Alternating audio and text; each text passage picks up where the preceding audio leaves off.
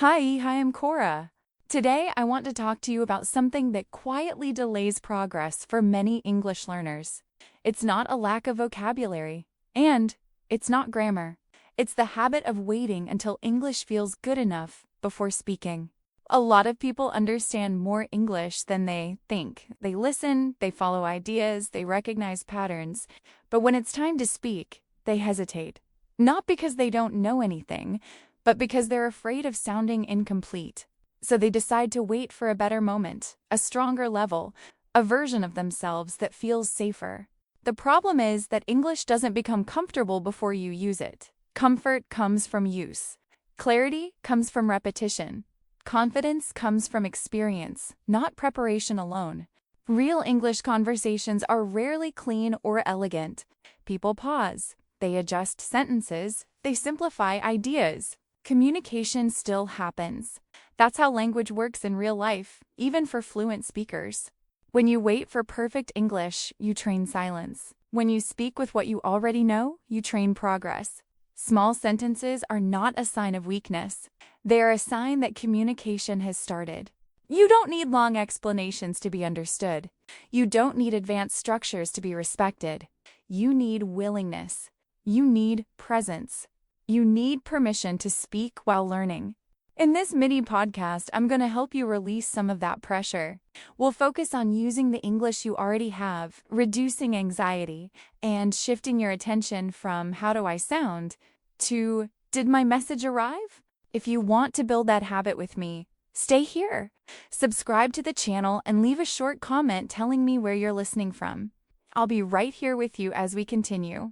When perfection becomes the goal, speaking English starts to feel heavy. Your mind is no longer focused on sharing meaning. Instead, it's busy checking every word, every sound, every possible mistake before you even open your mouth. That mental load creates tension, and tension makes speaking harder, not easier. Many learners believe anxiety comes from speaking badly. In reality, anxiety comes from trying to control everything at once. Grammar, pronunciation, speed, vocabulary, accent.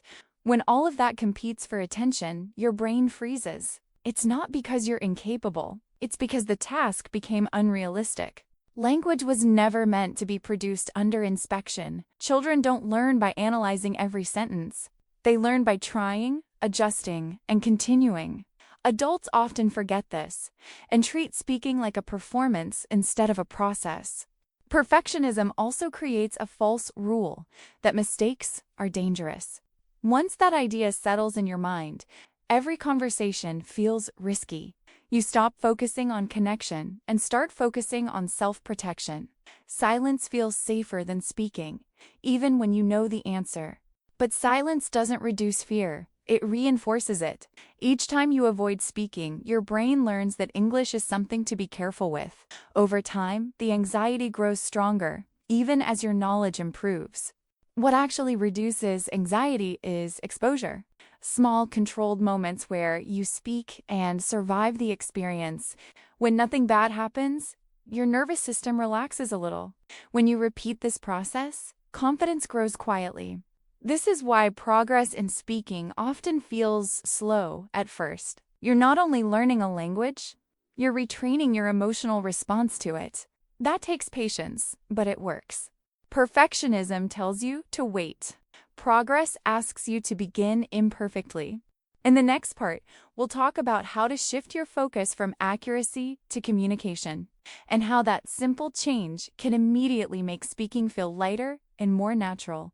When you stop chasing perfect English, something important changes. Your attention moves away from rules and toward meaning. Instead of asking, "Is this sentence correct?"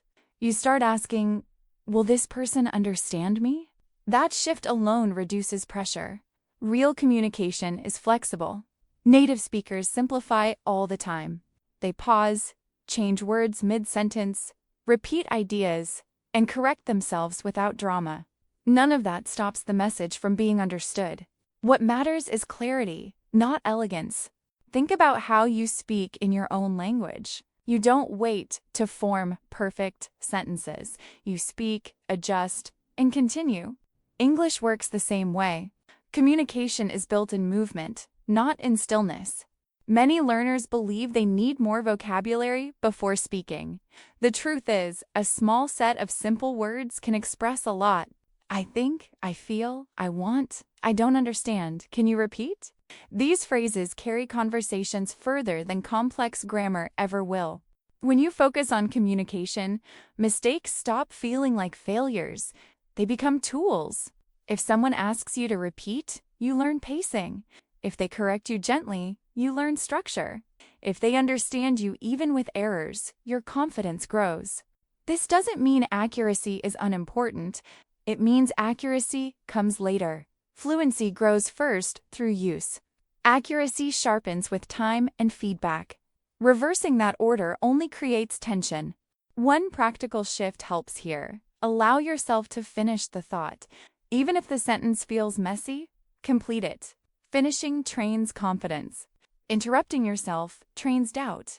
Each time you choose to communicate instead of staying silent, you send a clear signal to your brain. English is safe to use.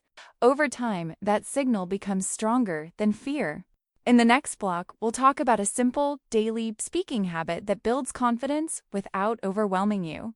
Let's make this practical and calm. You don't need a big plan. You don't need motivation. You don't need confidence first. You need one small, repeatable speaking moment that fits into real life. Here's the habit. Every day you speak English out loud for a short moment. Not silently, not in your head, out loud. The length is flexible. 30 seconds is enough. 1 minute is enough. 2 minutes is already great. What matters is that your voice is involved. This moment can look very simple. You can talk to yourself while making coffee. You can record a short voice note on your phone. You can read a paragraph out loud. You can answer a question verbally instead of mentally. You can describe your day using easy sentences. For example, you might say something like, "Today was busy. I worked a lot. I felt tired but calm at the end of the day." That's it, nothing fancy. No pressure to sound impressive. This habit works because it trains consistency, not performance. Your brain learns that speaking English is a normal daily action, not a special event that needs preparation. When something becomes normal, anxiety fades naturally. Another important part is that this moment belongs only to you. No audience, no judgment, no correction unless you want it. You are building a safe space where English can exist without stress. Some days, your speaking will feel smooth. Other days, it will feel slow or awkward. Both are useful. Both count. Progress is not measured by how good it sounds, but by how often you show up. If you want to make this habit stronger, attach it to something you already do. After brushing your teeth, speak. 1 minute. During a short walk, speak.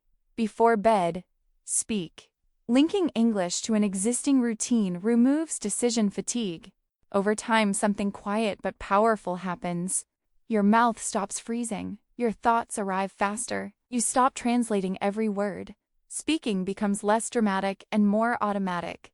This is how fluency grows in real life, not through intense effort, but through steady exposure and repetition. In the final block, I want to help you change the way you think about mistakes, so they stop blocking your voice and start supporting your progress. Let's close this calmly. Most people are not silent because they lack English. They are silent because they don't feel allowed to speak yet. They're waiting for a signal that says, "Now you're ready." The truth is, that signal doesn't come from grammar, vocabulary, or confidence. It comes from a decision. The moment you decide that imperfect English is still valid, your voice changes. Not because your English suddenly improves, but because the fear loses authority. You stop asking for permission from an imaginary judge in your head. Mistakes are not warnings. They are evidence that you are using the language. Silence teaches nothing. Speaking, even with errors, teaches your brain speed, structure, rhythm, and trust. English is not a performance. It's a tool. And tools are meant to be used before they look perfect. Some days, you'll speak clearly. Some days, you'll hesitate. Some days, you'll repeat yourself. That doesn't mean you're going backward. It means you're human and learning in real conditions. If you ever feel stuck again, come back to one simple idea. Say something anyway, one sentence, one thought, one small moment where English leaves your mouth. That is always enough, and you don't have to do this alone. If you're here with me, you can treat this space as support, a place where English doesn't need to be impressive, only honest. A place where progress is quiet and steady. I'll keep showing up to guide you, remind you, and walk with you through this process. You don't need to wait anymore. You're already allowed to speak. I'm Cora, and you can count on me.